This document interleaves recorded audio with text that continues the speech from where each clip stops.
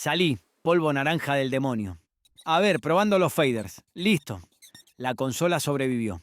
Nota mental: no volver a ofrecerle snacks de queso radiactivo a un filósofo renacentista. Maquiavelo decía que el fin justifica los medios, pero ensuciarme el equipo de sonido definitivamente no está justificado. Ahí está. Aro de luz encendido al 70%. Tono cálido. Hay que cuidar la estética del estudio, che. Una buena iluminación te salva cualquier encuadre, es puro ojo de fotógrafo.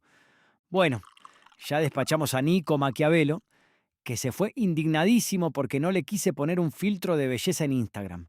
Nos queda el segundo de la jornada, episodio 7 en total. A ver qué me mandó Recursos Humanos hoy. Uy, agárrense fuerte, porque si el anterior era calculador, esta figura que viene nos va a volar la cabeza, literal y metafóricamente. Bienvenidos, bienvenidas y bienvenidos a Postmortem Podcast.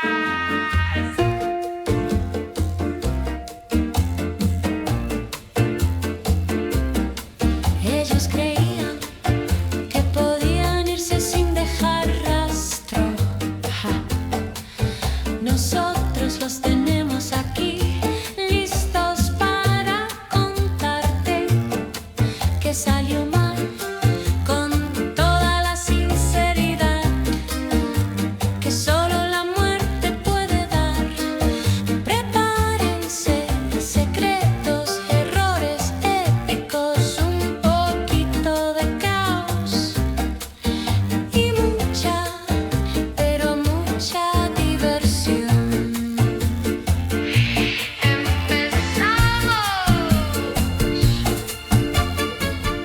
Bienvenidos, bienvenidas y bienvenides a Postmortem Podcast, donde desenterramos las verdades que la historia intentó quemar. Soy Charon, vuestro anfitrión en este viaje sin retorno. Y hoy prepárense porque la temperatura va a subir. Tenemos a una invitada que convirtió una aldea en un campo de batalla y su fe en una leyenda. Una adolescente que hizo que los generales franceses parecieran Boy Scouts asustados. Demos una bienvenida ardiente a Juana de Arco. Charon, tu fervor suena como los gritos de la multitud en mi juicio, pero con menos antorchas. Estoy aquí, no más muerta que mi causa, aunque confieso que este lugar huele sospechosamente a leña quemada. Me trae recuerdos mixtos. Perdona, Juana. Es el ambientador del estudio, fragancia pino nórdico. Está caducado desde la Edad Media. Pero bienvenida. Oíme, antes de empezar con las guerras y los milagros, tengo que preguntarte algo. Te veo mirando mi equipo con desconfianza. ¿Todo bien? ¿Te molesta el aro de luz? Es tecnología LED. Te juro que resalta tus facciones. Tengo ojo de fotógrafo, che. Hay que cuidar la estética. No es la luz, es esa cosa que tienes en las orejas, esos pequeños tapones blancos. ¿Tú también escuchas voces, barquero? ¿Son San Miguel y Santa Catalina hablándote al oído? Estos. No, Juana, son AirPods. Y créeme, lo que escucho no es para nada santo. Es un audiolibro de autoayuda. ¿Cómo ser asertivo con tu jefe demoníaco? Pero es curioso que lo menciones. Vos fuiste la pionera en esto de escuchar voces y hacerles caso.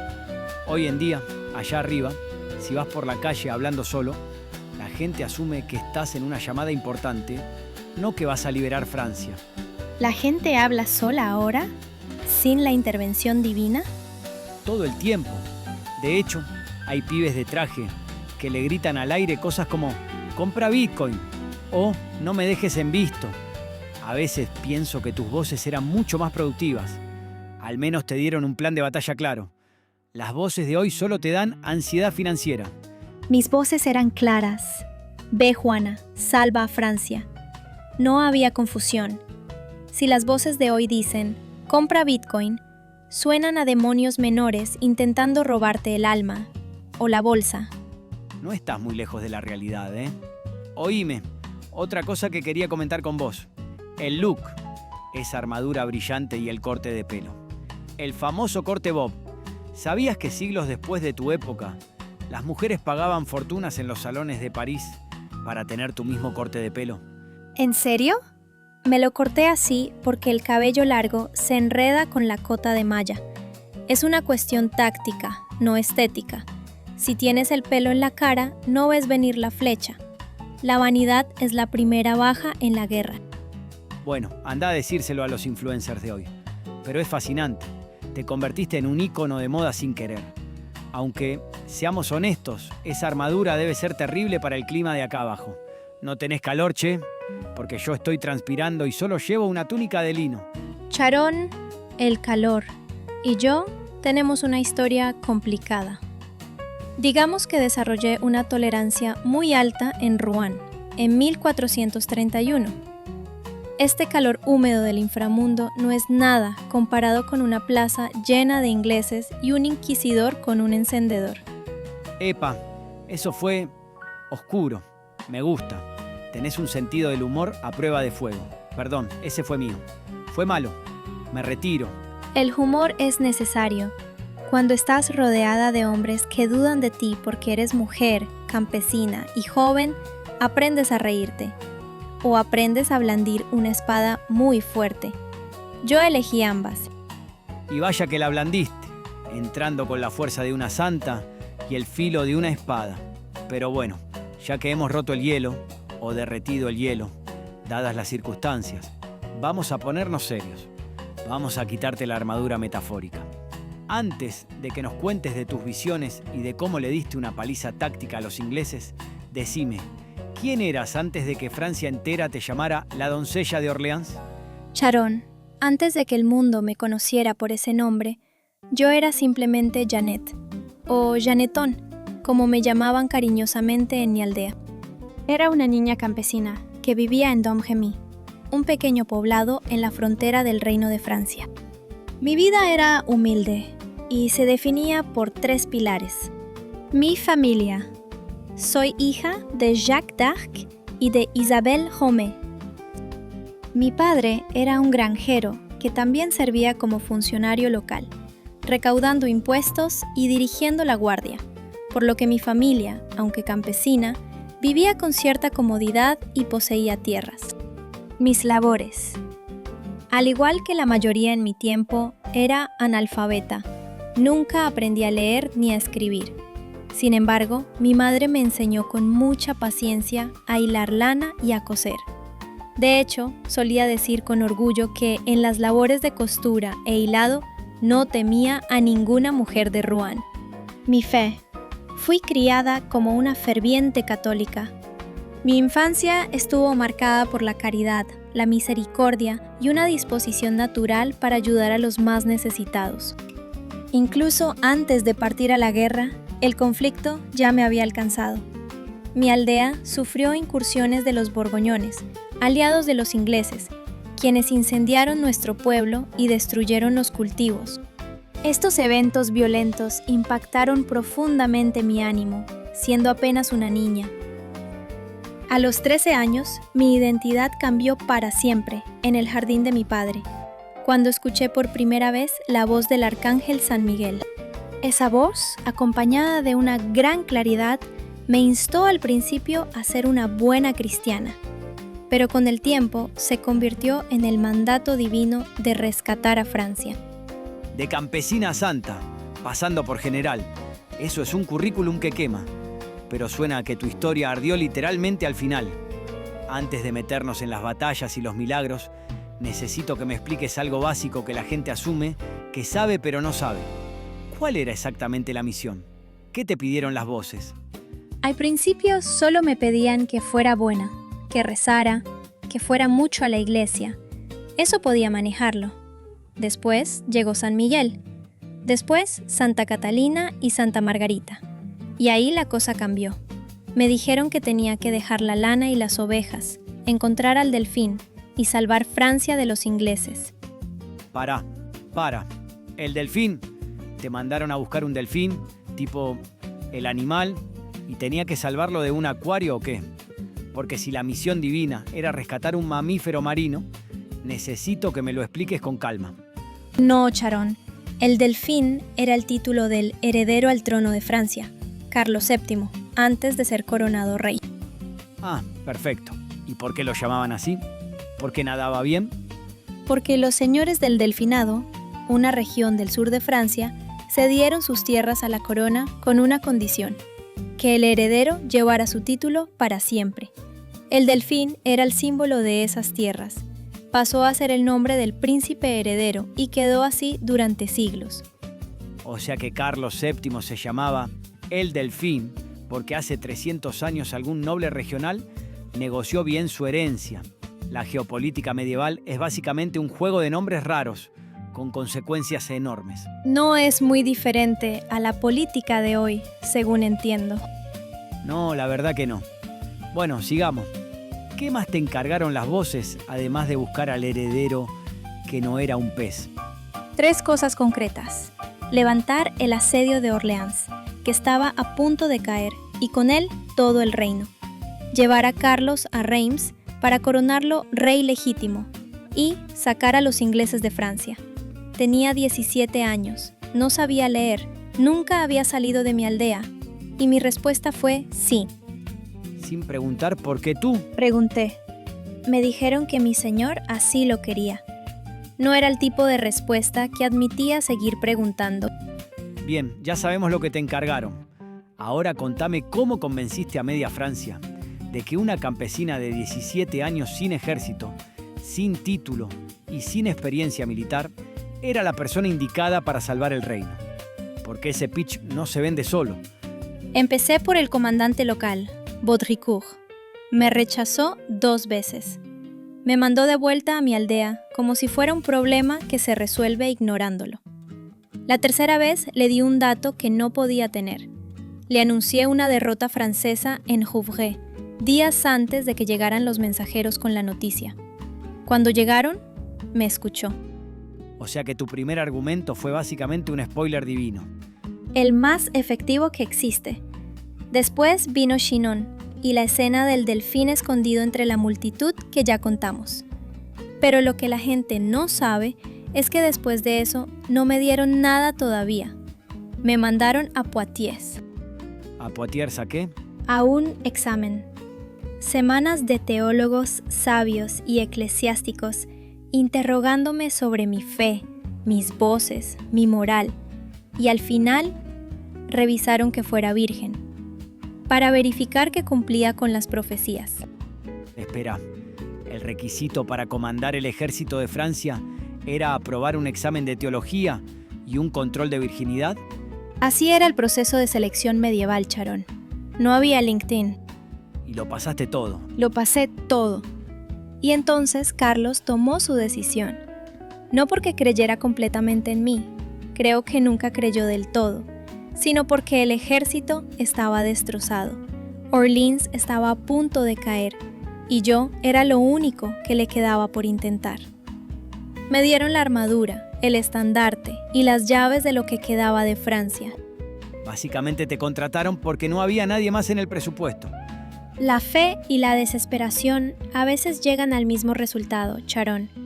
Lo importante es lo que hiciste con la oportunidad. Ok, doncella de Orleans, ahora que sabemos de dónde venís, hablemos del campo de batalla. Pero antes, hay algo que me carcome desde que leí tu ficha. Tras la coronación de Carlos en Reims, tu misión técnicamente estaba cumplida. Francia tenía rey. Las voces deberían haberte dicho: trabajo terminado, volvé a casa. Pero no volviste. Seguiste peleando. ¿Las voces te lo ordenaron? ¿O esa vez decidiste vos sola y después le pusiste el nombre de Dios encima?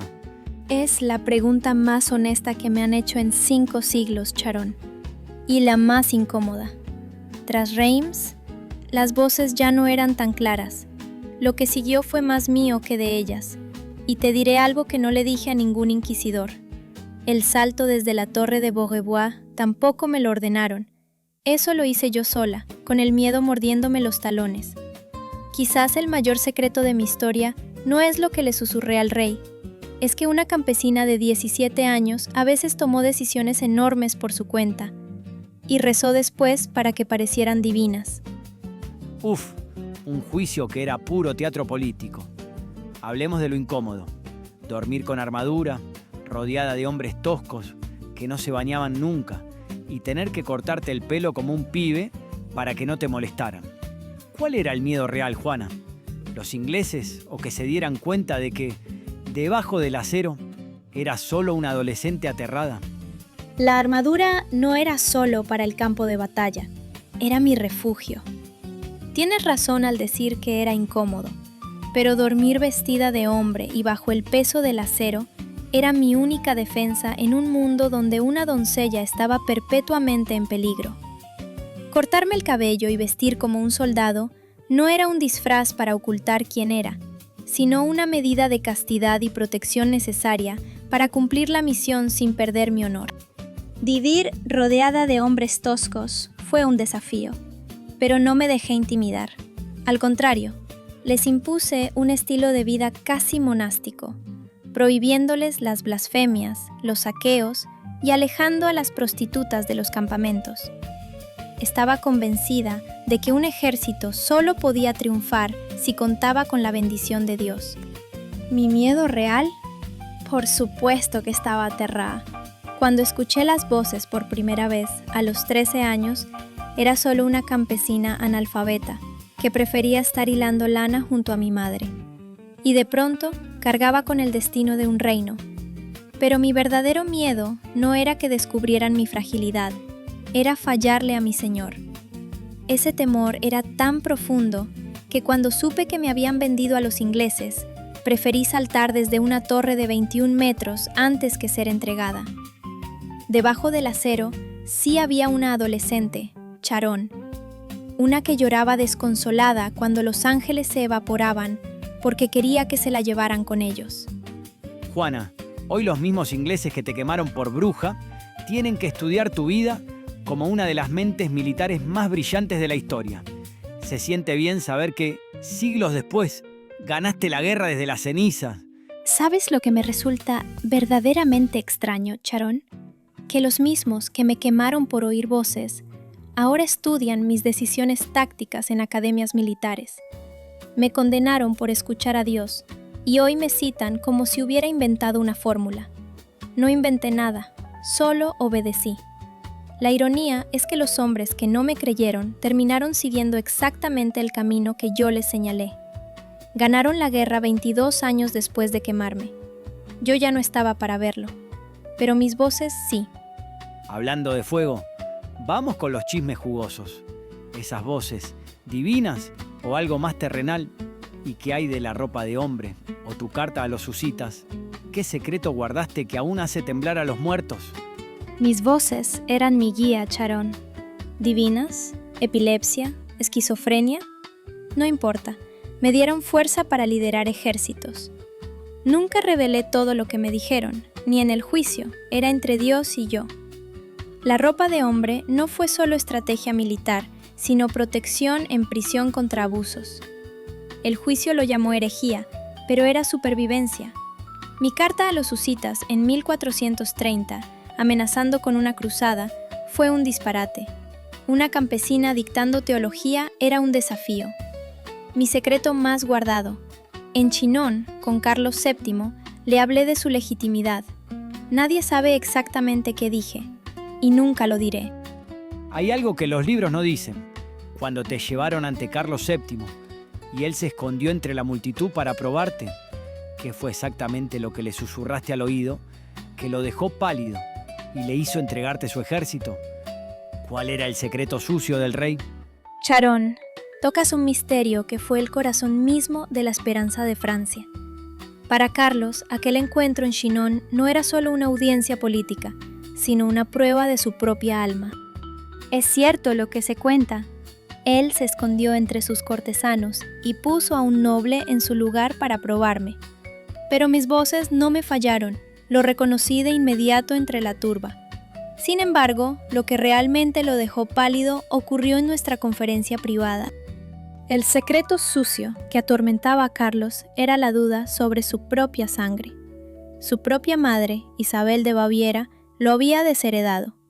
Existían rumores de que Carlos no era el hijo legítimo de Carlos VI, el Loco, sino el fruto de un romance extramatrimonial. Ese era su mayor temor, ser un usurpador sin derecho al trono. Lo que le susurré fue la confirmación divina de su legitimidad. Le aseguré que él era el verdadero hijo del rey y el legítimo heredero de Francia. Al quitarle ese peso de encima, Carlos sintió que si Dios conocía su secreto más íntimo y lo validaba, entonces podía confiarme su ejército y su destino. Fue la verdad sobre su origen lo que le dio el valor para hacerme su capitana. Juana, describime la sensación de estar sentada frente a decenas de doctores en teología que ya habían decidido quemarte antes de hacerte la primera pregunta. Porque eso no es un juicio. Eso es una cita con el dentista donde el dentista ya tiene el forceps en la mano. Es exactamente eso. Entré sabiendo que no había defensa posible porque no había juicio real. Clérigos proingleses vinculados a la Universidad de París, elegidos por mis verdugos, me negaron asesor legal. Me negaron que hubiera eclesiásticos franceses para equilibrar el tribunal. Me tenían encadenada, en celda secular, custodiada por soldados ordinarios en lugar de monjas, lo cual, Charón, no era un detalle administrativo, era una amenaza constante. Pero te diré algo, cada pregunta trampa que me lanzaban me daba más claridad. Cuando un hombre docto necesita 20 trampas para vencer a una campesina analfabeta, la campesina ya ganó. Eso es lo más maquiavélico que has dicho en toda la entrevista. Y mira que acabo de hablar con Maquiavelo. Todos te imaginan con la espada y el estandarte, pero en las noches antes de la batalla de Orleans, cuando el ruido de los campamentos se apagaba, ¿alguna vez lloraste extrañando el olor al pan de tu mamá en Domremy? Charón, me hablas de la niña que aún habitaba en mí, no solo de la capitana que el mundo recuerda. Como le confesé a Jean de Metz cuando mi misión apenas comenzaba, preferiría haber seguido hilando al lado de mi madre. Yo no busqué la guerra ni la gloria.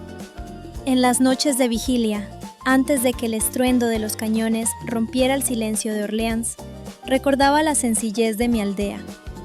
Ya sabía lo que era sentir que el alma se partía de nostalgia, cuando tuve mi primera visión en el jardín de mi padre. Lloré desconsolada cuando los ángeles se evaporaron porque quería que me llevaran con ellos. Aquellas noches, con solo 17 años y el peso de un reino sobre mis hombros, el recuerdo del pan de mi hogar era mi refugio secreto.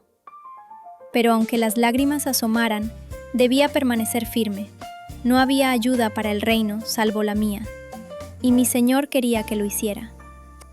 Decime, ¿qué hubiera pasado si ese día en la iglesia de Fierbois no encontrabas la espada de Carlos Martel detrás del altar? ¿Hubieras seguido adelante o todo este plan divino se basaba en encontrar ese pedazo de hierro por pura casualidad? Charón, haces una pregunta que busca encontrar una explicación humana a lo que para mí siempre fue un mandato divino. Mi misión comenzó años atrás, en el jardín de mi padre, cuando apenas era una niña y escuché por primera vez a mis voces. No nació en una iglesia, ni se forjó en el metal de una espada. La espada de Fierbois fue un signo, pero no el fundamento de mi fe. Mis voces me indicaron su existencia para que otros vieran que mi guía era real. Pero, ¿qué hubiera pasado si no estaba allí? Hubiera seguido adelante de todos modos. Mi fuerza nunca residió en el pedazo de hierro. De hecho, prefería mi estandarte blanco 40 veces más que mi espada. Lo portaba en el fragor de la batalla para evitar matar a nadie, pues nunca quise derramar sangre humana. El plan divino no se basaba en la casualidad de encontrar una reliquia, sino en la obediencia a la voluntad de mi Señor. La espada fue un instrumento. La verdadera victoria se ganó por la fe y el coraje que mis voces infundieron en un ejército que ya no tenía esperanza. Juana, necesito que me expliques algo que no me cierra. Estás presa en el castillo de Beaurevoir, 4º piso, y decidís tirarte por la ventana. Desde unos 20 metros, sin cuerda, sin plan, solo te tirás. ¿Qué estaba pasando exactamente en esa cabeza? Pánico, Charón. Pánico puro. Me habían dicho que iban a entregarme los ingleses, y algo en mí se negó completamente. Preferí caer al vacío que caer en sus manos.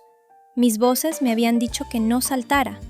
Me lo dijeron claramente, que tuviera paciencia, que Dios proveería, y las desobedecí. Fue la única vez en toda mi misión que hice lo contrario de lo que me ordenaban, y pagué el precio. Quedé inconsciente entre los fosos, con el cuerpo destrozado, sin haber escapado de nada. Esperá, o sea que Dios te dijo que no saltaras, vos saltaste igual y encima no funcionó. Eso es un domingo muy malo, Juana. Es el peor domingo de mi vida. Y cuando recuperé la conciencia, mis voces volvieron. No para consolarme, para decirme que lo que había hecho estaba mal y que tendría que sobrellevar las consecuencias. Fue la única reprensión que recibí de ellas en toda mi misión. Me dolió más que la caída. Más que 20 metros de caída libre. El cuerpo sana, Charón. La voz de tu Señor diciéndote que te equivocaste. Eso tarda más. Cuéntame el momento exacto en que entraste a la sala de Chinon y viste que el rey estaba escondido entre la multitud. Porque seamos honestos, Juana, si el rey de Francia tiene que disfrazarse para probarte, ¿eso no te dijo ya todo lo que necesitabas saber sobre él? Me dijo exactamente eso, Charón. Un hombre que duda de su propio trono hasta el punto de esconderse entre sus cortesanos como un niño detrás de una cortina, ese hombre no necesitaba un ejército, necesitaba que alguien le dijera la verdad. Entré en aquella sala y lo encontré de inmediato. No porque mis ojos fueran especiales, sino porque el miedo tiene una postura muy particular. Le dije: el Señor de los cielos me envía para deciros que seréis consagrado y coronado en Reims. Vi cómo el color le volvía a la cara. No fue un milagro, fue la primera vez en su vida que alguien le habló sin querer algo a cambio. O sea que básicamente le hiciste terapia antes de hacerle la guerra. Emprendedor, el método. Juana, hay algo que me quita el sueño desde que leí tu ficha. Las voces te avisaron que ibas a ser capturada en Compiègne, con semanas de anticipación. O sea que el 23 de mayo de 1430 no fue una sorpresa, fue una cita. ¿Cómo se sigue cabalgando hacia una batalla cuando ya sabes cómo termina? Con la misma obediencia con que empecé. Durante la semana de Pascua, en las trincheras de Melun, mis voces me dijeron claramente que sería capturada antes del día de San Juan, que tenía que ser así, que no me angustiara. No me dijeron el día exacto. No me dijeron el puente, solo me dijeron el precio y me pidieron que lo aceptara. Y lo acepté. Lo que cambió en mí después de Melun fue que empecé a diferir más a los capitanes en las decisiones. No porque dudara, sino porque sabía que mi tiempo al mando se acababa y no quería que mi terquedad costara vidas que no estaban en el plan. Espera, o sea que seguiste peleando semanas sabiendo que ibas a caer, con ese dato en la cabeza. Eso no es fe, Juana. Eso es una templanza que francamente me hace sentir muy mal por quejarme de mis lunes. Los lunes son una prueba legítima, Charón. No te subestimes. Y cuando te derribaron del caballo en Marny, ¿qué fue lo primero que pensaste? Que había llegado la cita. Nada más. El miedo estaba ahí. El miedo siempre estuvo ahí, no te voy a mentir. Pero debajo del miedo había algo más quieto. Mis voces me habían prometido que al final llegaría al reino del paraíso. Aquella captura no fue un error del plan, fue la última línea del plan, y yo ya la conocía de memoria. La última línea del plan. Che, Juana, ¿alguna vez pensaste en simplemente no ir ese día? Todos los días desde Melun. Y todos los días fui igual. Háblame de la pregunta más peligrosa del juicio, la de la gracia divina, porque la leí y todavía me duele la cabeza. Era una trampa perfecta. ¿Sí o no te condena? ¿Cómo saliste de esa? Era esto. Si decía que sí estaba en la gracia de Dios, herejía por presunción. Nadie puede saberlo. Si decía que no, confesión de culpa. 2 respuestas, 2 hogueras distintas. Respondí: si no lo estoy, que Dios me ponga allí. Si lo estoy, que Dios me mantenga así. Sería la criatura más triste del mundo si supiera que no estaba en su gracia. El tribunal quedó en silencio. Uno de los asesores protestó contra el interrogador diciéndole que era una pregunta demasiado grave para hacérsela a nadie. No fue ingenio, Charón, fue que la verdad no cabe en las trampas que fabrican los mentirosos. 19 años, analfabeta contra los mejores teólogos de Europa, y les ganaste con lógica, Francamente, si esto fuera un debate universitario hoy, te daban el doctorado honorario y mandaban a los jueces a repetir el año. Hay una cosa que declaraste en el juicio que me tiene dando vueltas. Dijiste que preferías tu estandarte 40 veces más que tu espada. 40 veces. Es un número muy específico para una mujer que lideraba ejércitos. ¿Por qué el trapo antes que el acero? Porque la espada mata y el estandarte no. Así de simple. Lo portaba yo misma en el fragor de la batalla para evitar blandir un arma, para no tener que matar a nadie con mis propias manos. Fui al frente de cada batalla con un símbolo, no con una hoja. Los hombres veían el estandarte y sabían hacia dónde avanzar. No necesitaban verme matar. Moment, la comandante militar más famosa de la historia de Francia, ¿no quería matar? Nunca quise matar, Charón. Nunca dije que la guerra fuera buena. Dije que era necesaria. Hay una diferencia enorme entre ambas cosas que la historia convenientemente olvidó. Me convirtieron en símbolo de la espada porque era más útil así, pero yo elegí el estandarte. 40 veces lo elegí. O sea que la imagen de Juana de Arco con la espada en alto que tiene todo el mundo en la cabeza es básicamente una campaña de marketing medieval. Bienvenido a 5 siglos de malentendidos, barquero. Espero que el algoritmo te trate mejor a vos que a mí. Hay algo que el juicio usó en tu contra que necesito que me expliques. Retomaste las ropas de hombre después de haber abjurado. Ellos lo llamaron reincidencia. ¿Qué fue realmente? Fue supervivencia.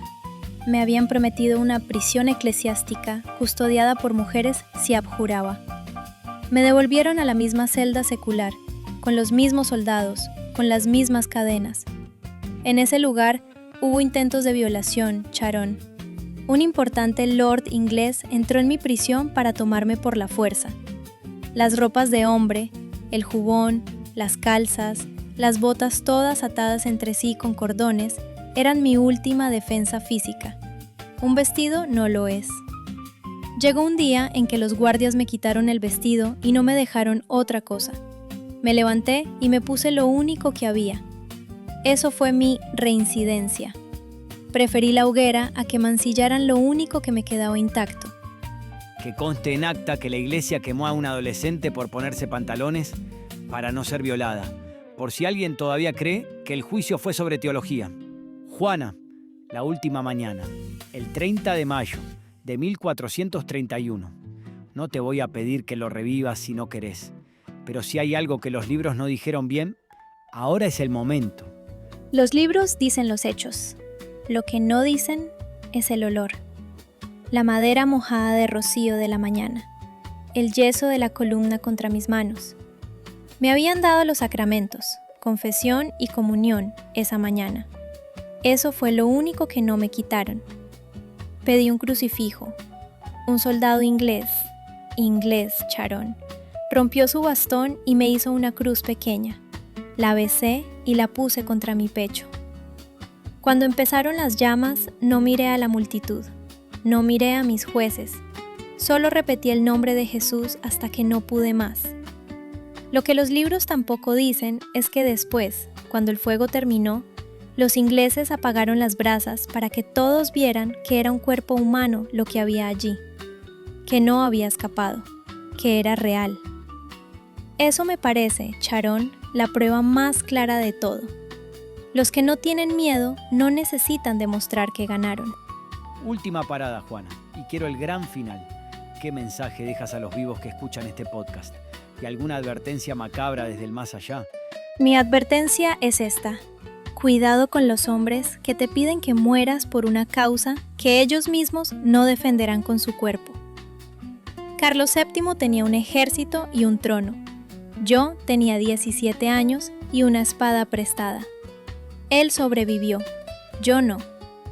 Piensen en eso la próxima vez que alguien les hable de sacrificio desde un lugar cómodo. Y a los que escuchan voces, no importa si son de Dios, de la locura o de su propio coraje disfrazado. Lo que importa es si tienen el valor de obedecerlas. Yo lo tuve. La hoguera fue el precio. Y aún así, lo volvería a hacer. aunque esta vez le pediría a San Miguel que me avisara con más anticipación sobre Compiègne. Bueno, Juana, la verdad que me dejaste sin palabras. De pastorear ovejas a dominar generales, cambiar el curso de una guerra de 100 años y aguantar un juicio arreglado con una dignidad tremenda. Sos la MVP, jugadora más valiosa del siglo XV, sin lugar a dudas. Mi vida fue corta, barquero, pero mi misión fue eterna. Que los mortales que escuchan tu podcast recuerden que la verdadera armadura no es de acero, sino de convicción, y que si tienen una causa justa, ni los reyes, ni los jueces, ni el fuego pueden destruirlos. Amén a eso. Un aplauso cerrado para la patrona de Francia, gente. Juana, qué gran cierre.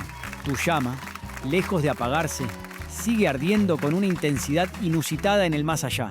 Gracias, desde lo más profundo de nuestro ser, por tener la valentía de compartir tu verdad, tu historia, tus sufrimientos y tus triunfos con nosotros. Tu legado es un faro de esperanza y un recordatorio constante de que, incluso después de la muerte, nuestras voces pueden resonar y transformar el mundo. Para continuar desenterrando los secretos que yacen bajo la superficie de la existencia, síguenos en todas nuestras redes sociales, donde compartimos contenido exclusivo e interactuamos con nuestra audiencia. Nos encontrarás como @postmortempodcast en tu plataforma favorita. Denle a la campanita, dejen 5 estrellas y por favor, no me dejen en visto que me baja el algoritmo. Y como es tradición acá en Postmortem, le pedí a nuestra invitada que eligiera la pista de salida. Los dejamos con este himno de batalla celestial, elegido directamente por la doncella de Orleans. Nos escuchamos el próximo miércoles con más confesiones desde el más allá. Y recuerden que al final, todo cadáver nos recuerda que la fe puede mover ejércitos, pero el mundo siempre tiene una hoguera lista para los que brillan demasiado. Hasta la próxima, oyentes, y que sus almas encuentren un buen estandarte en el más allá.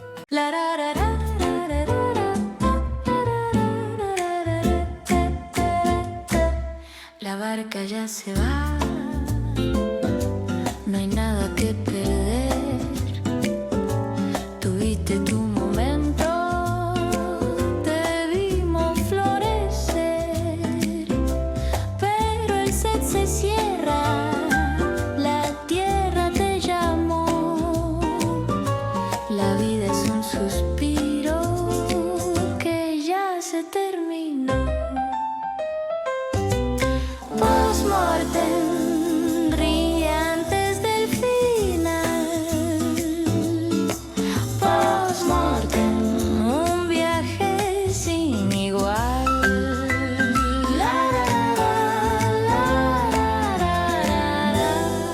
Vayan en paz, si es que pueden. Uf, corte. Salió buenísimo, Juana.